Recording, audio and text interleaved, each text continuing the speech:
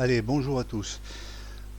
Pour le fun, je me suis amusé à faire une classe. Alors, des exemples, il y en a à foison, hein, puisque dans la discussion, on m'en a même proposé deux déjà, au bas mot, hein. Par contre, je ne sais pas pourquoi, quand on fait ce genre de choses, hein, enfin, en tout cas, quand on parle de module classe, on a tendance à faire des usines à gaz. Et je ne comprends pas pourquoi, parce que finalement, les choses elles sont assez simples. Donc j'ai pris la décision de faire un petit peu à ma façon, n'en déplaise à qui que ce soit, hein, ou non plaise d'ailleurs. Et je viens vous montrer un petit peu tout ça. Donc je vous présente le module classe Dictionary. Alors, euh, ce dictionnaire, parce que maintenant je vais l'appeler ce dictionnaire, hein, puisque c'est le but de l'opération, il a plusieurs fonctions. Il a la fonction add, la fonction case, item, exist, sort, remove, kitem reverse et toTable. La fonction add, c'est la même qu'avec un scripting dictionary. On ajoute une clé item. Les fonctions case et item, ce sont exactement les mêmes que le scripting dictionary. C'est-à-dire que si vous si vous demandez les dico.case, vous allez avoir l'arrêt des clés, ou le dico.item, vous allez avoir l'arrêt des items. Maintenant, si vous faites messagebox, par exemple, hein, pour un test, hein, messagebox dico.key avec une clé, la chaîne d'une clé, vous allez avoir l'item correspondant. Et pareil pour l'item, si vous faites dico.item avec la chaîne de caractères de l'item demandé, vous allez avoir la clé, tout simplement. Et ça d'ailleurs, c'est quelque chose qui n'est pas tout à fait pareil que le scripting dictionary, parce que le scripting dictionary, on ne peut pas l'avoir comme ça. Bon. Ensuite, on a la fonction exist. Là, encore une fois, c'est exactement la même. En tout cas, elle va se comporter de la même manière que le scripting dictionary. Donc, avant d'ajouter, donc on teste l'existant. C'est dico.exist entre parenthèses guillemets la chaîne de la clé. Ensuite, on a la fonction sort. Alors ça, le dictionnaire du scripting dictionary ne l'a pas, mais moi je l'ai mis quand même. Alors avec argument 1 ou 2. L'argument, pardon, 0 ou 1. 0, c'est pour trier le dictionnaire par les clés, et 1, c'est pour trier le dictionnaire par les items. Mais on va le voir, je vais vous faire la démonstration. Je ne sais pas si vous voyez, j'ai fait plusieurs modules pour aller vraiment au fond des choses, comme ça vous allez tout comprendre. On a la fonction remove. Là, encore une fois, elle va se comporter de la même manière que le dictionnaire. Et on va coder le code dans les modules pour utiliser cette classe de la même manière. Ça, par contre, c'est vraiment un truc que j'appuie là-dessus. Le codage de l'utilisation de cette classe dans un module standard va se coder exactement à la lettre près, de la même manière que le scripting dictionary. J'ai rajouté la fonction getItem reverse. Alors ça intervertit les clés item tout simplement. Ça peut être intéressant dans un certain contexte de travail, hein, donc ça peut être utile, hein. Et ensuite, en dernier, on a la fonction toTable. C'est un petit peu, entre guillemets, j'ai un petit peu repiqué l'idée dans l'objet, le système l'objet .system sorted list,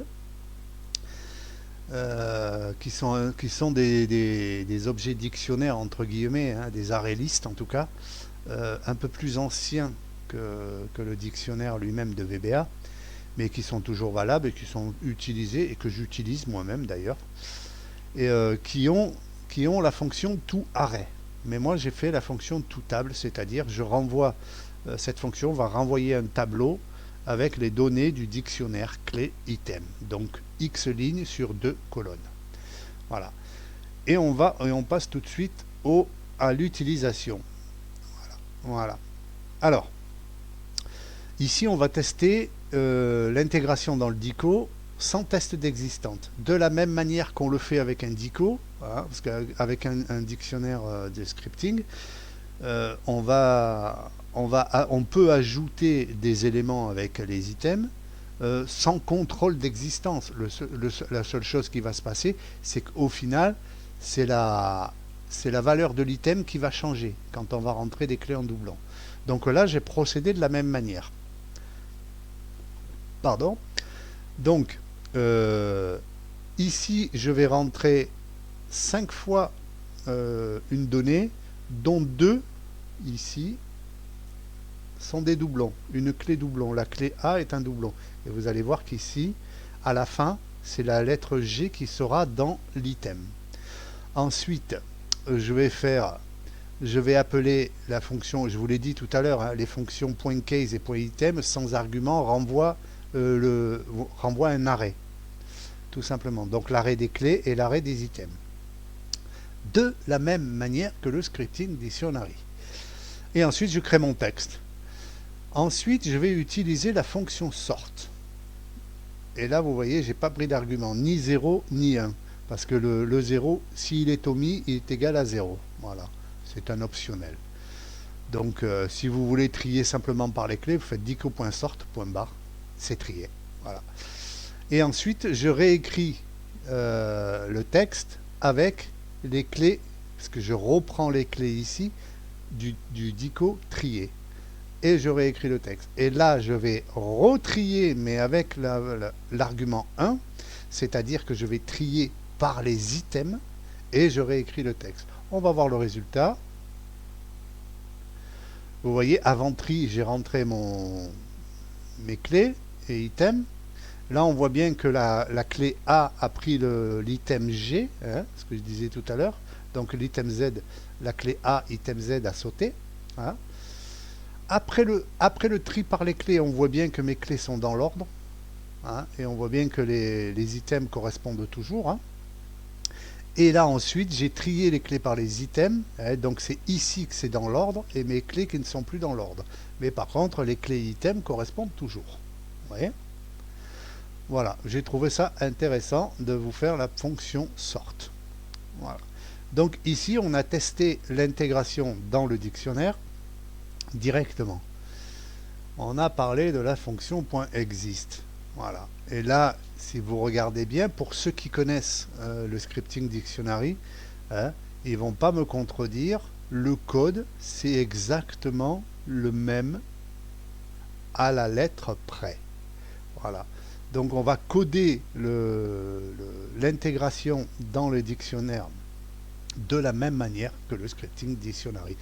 Comme ça, ceux qui sont habitués à l'utiliser ne seront pas dépaysés. Mais bon, après, il faut dire vraiment qu'avant tout, c'est vraiment fait pour Mac, puisque sur Windows, le scripting dictionary fonctionne très bien. Et voilà. Sauf qu'il n'a pas toutes les fonctions, enfin quelques fonctions que j'ai rajoutées. Voilà. On va le voir tout à l'heure. Voilà.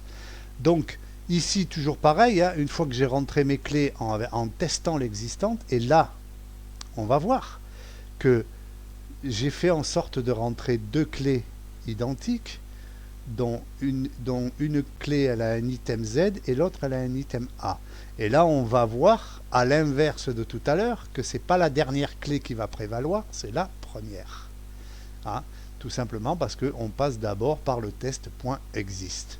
Et comme là, elle n'existe pas, elle est rentrée. Ici, elle existe, donc elle ne sera pas rentrée, tout simplement. De la même manière que le scripting dictionary. Ensuite, allez, c'est toujours pareil, je reprends les dico case, hein, l'arrêt des cases, l'arrêt des items. Et là, encore une fois, c'est toujours pareil que son homonyme. Hein. Je trie par les clés, texte. Je reprends les clés, texte. Je trie par les items, je prends le texte, les clés, et je refais le texte. Tac, et je fais le message à la fin. Et là, on va voir que, effectivement, la 4e clé n'est pas rentrée, puisque c'était un doublon avec Toto. Et là, on voit bien que c'est le Z qui est resté. Et là, encore une fois, je trie par les clés. J'ai Fifi, Titi et Toto, on voit bien qu'ils sont dans l'ordre, alors qu'ils ne l'étaient pas. Et là, on voit bien qu'après le tri des items, c'est bien les items qui sont dans l'ordre et Fifi, Titi, Toto qui ne sont plus dans l'ordre. E, F, Z. Vous voyez, quoique là, même là, elles sont dans l'ordre, tu vois. Donc finalement, c'était bien fait. Et là, on voit bien que les items sont dans l'ordre. E, F, Z. Voilà. Voilà pour la fonction .exist. Et toujours pareil, l'intégration et la fonction sort. Voilà. Passons maintenant à la fonction getItemReverse. Alors, c'est une fonction que j'ai eu l'idée de le faire ce matin, là, comme ça, vite fait. J'ai dit, c'est vrai que ça peut être intéressant de pouvoir inverser kItem. Hein. Et attention, je dis bien inverser. Je dis pas le résultat, je dis pas l'utilisation inversée. Je dis bien inverser. Ça veut dire que réellement, dans le dico, les items vont devenir les clés et les clés vont devenir les items.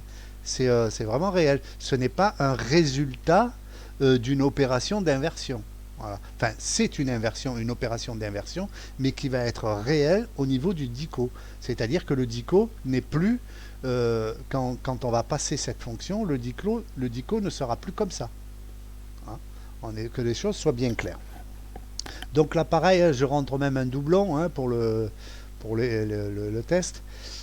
Et ensuite, j'écris le texte tel qu'il est, tel que les clés sont rentrées, les clés items sont rentrées.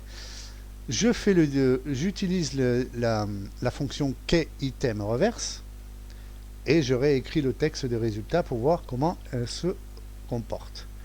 Et là, j'envoie la clé. Donc avant inversion, on a les clés B, A, C, D avec les items K, G, J, N. Après inversion kItem, on voit bien que les K, c'est K, G, J, N et les items sont devenus les B, A, C, D. Vous voyez? Et là, encore une fois, c'est vraiment le comportement du dictionnaire, du scripting dictionary. Ah. Sauf qu'effectivement, il n'a pas cette fonction-là.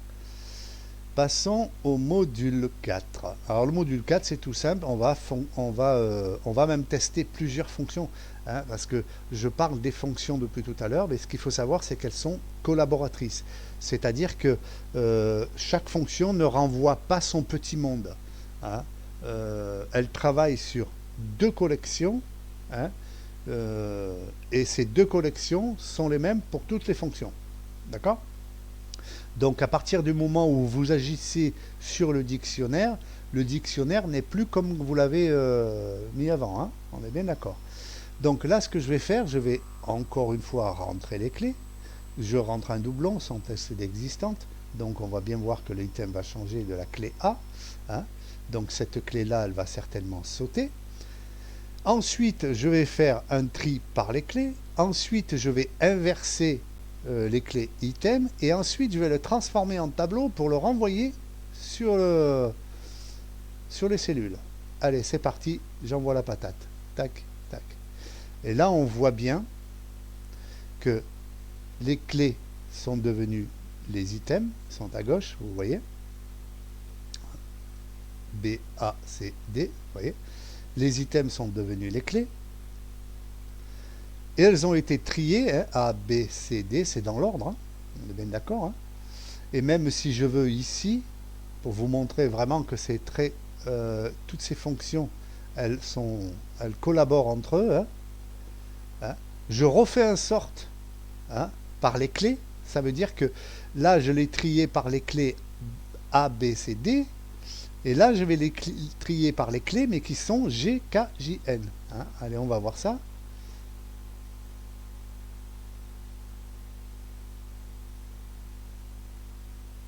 Et voilà, G, J, K, N.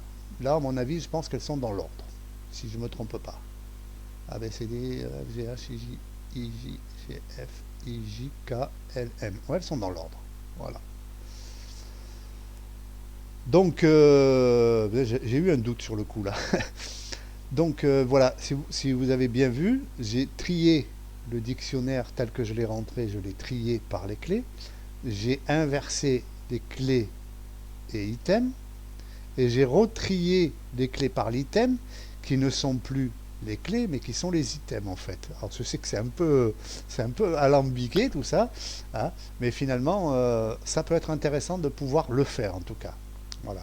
Et on a la démonstration de la fonction toTable qui nous permet d'avoir un tableau, une variable tableau de X lignes sur 2 colonnes pour nous permettre d'envoyer, par exemple, sur une plage de cellules ou pour pouvoir l'utiliser ailleurs d'une manière ou d'une autre. C'est pas En tout cas, on peut l'utiliser de la même manière qu'on utiliserait un objet scripting dictionary.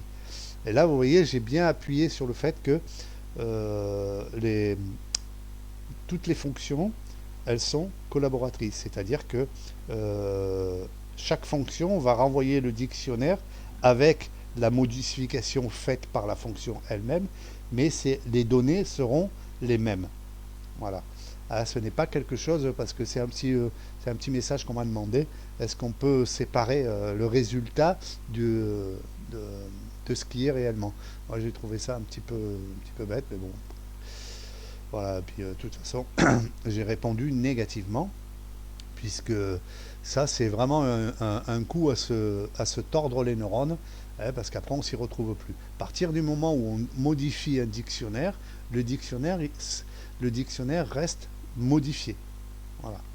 Donc, on ne va pas faire deux objets dictionnaires, hein, histoire de faire marcher les fonctions sur un et pas sur l'autre, pour à la limite le récupérer à l'original. Je trouve ça complètement absurde et c'est un coup à se perdre et à faire des bêtises. Surtout quand on parle d'index, d'objets, de clés et d'items. Hein. Donc voilà. Donc voilà, je vous ai présenté donc la classe dictionnaire. Hein. Je vous la montre. Hein. Alors, pour la faire courte, hein, parce que ça fait quand même plus de 17 minutes que je suis avec vous, pour la faire courte, le moteur lui-même du dictionnaire, hein, c'est-à-dire que la partie de la classe qui fait que on ne peut pas rentrer de doublons et que ça va être ça va se comporter comme un tableau de dimension style dictionnaire, c'est exactement ça, cette partie du code. Voilà. Le dictionnaire se situe ici. Voilà, c'est ce moteur-là, c'est le moteur de la fonction add. Tout le reste, c'est une fonction pour soit supprimer, soit sur toTable, soit pour inverser, soit pour récupérer l'arrêt des clés, soit pour récupérer l'arrêt des thèmes, soit pour texter l'existence, soit pour le trier. Vous voyez. Et là, vous voyez, c'est pas une usine à gaz, hein, c'est pas quelque chose qui est indigeste. Hein, la moindre personne à peu près expérimenté sans être trop débutant, mais pas sans être un expert non plus, va pouvoir très bien comprendre ce que j'ai fait. Hein. Donc voilà. C'était mon idée de faire cette classe-là avec ma méthode qui consiste à utiliser deux objets collection, clé item et item clé, tout simplement. Basta. Et ça simplifie grandement la chose. Voilà. Après, vous avez effectivement la fonction toTable, la fonction keyItemReverse, la fonction sort, qui ne sont pas intégrés dans l'objet scripting dictionary, hein, qui sont intégrés dans d'autres objets exploitables en VBA sur PC Windows, mais pas sur Mac. Par exemple, la système sorted list, hein, qui a la possibilité d'être trié, hein, ou l'array list aussi, la système array list, qui est pareil, qui a la possibilité d'être trié, qui a la possibilité aussi de renvoyer toTable, qui elle, sa fonction c'est toArray. Donc voilà, j'ai un peu repiqué l'idée, hein, j'ai un peu repiqué l'idée sur ces objets, et j'ai tout intégré ça dans ce module classe. Voilà pour cette classe dictionnaire prévue pour Mac. Alors c'est ma petite contribution, hein, c'est pour le membre Ryu autodidacte qui lui malheureusement travaille sur Mac. J'ai presque envie de dire le pauvre, oui, il va m'engueuler. Donc voilà, bah bon, si votre gentillesse dépasse un petit peu la mienne, vous pouvez vous cotiser pour lui acheter un PC Windows. Ah, peut-être que ça va lui faire plaisir pour Noël. Pardon Ryu. Allez, bye à tous et j'espère que j'aurai des bons retours et j'espère que ça va fonctionner chez vous. Bye bye.